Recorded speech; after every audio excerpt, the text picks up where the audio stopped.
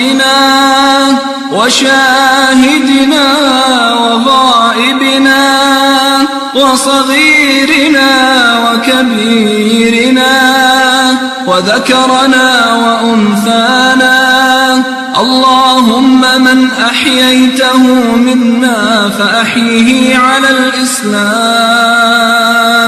ومن توفيته منا فتوفه على الإيمان.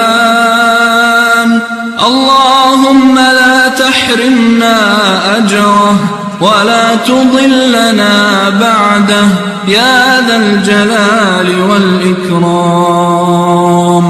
اللهم إنا في ذمتك وحبل جوارك، فقه من فتنة القبر وعذاب النار.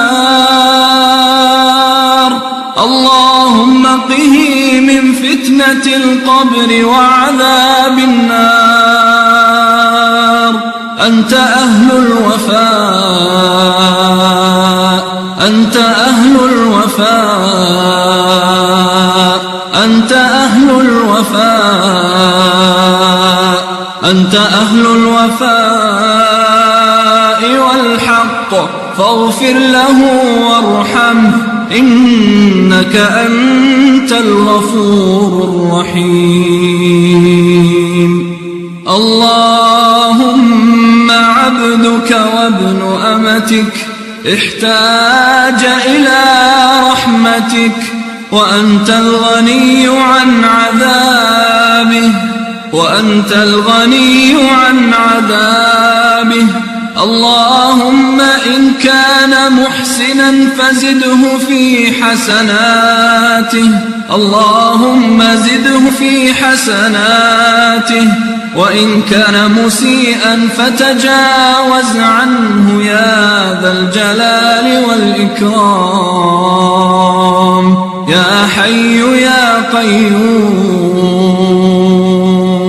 يا واحد يا أحد، يا فرد يا صمد، نسألك باسمك الأعظم الذي إذا دعيت به أجبت، وإذا سئلت به أعطيت.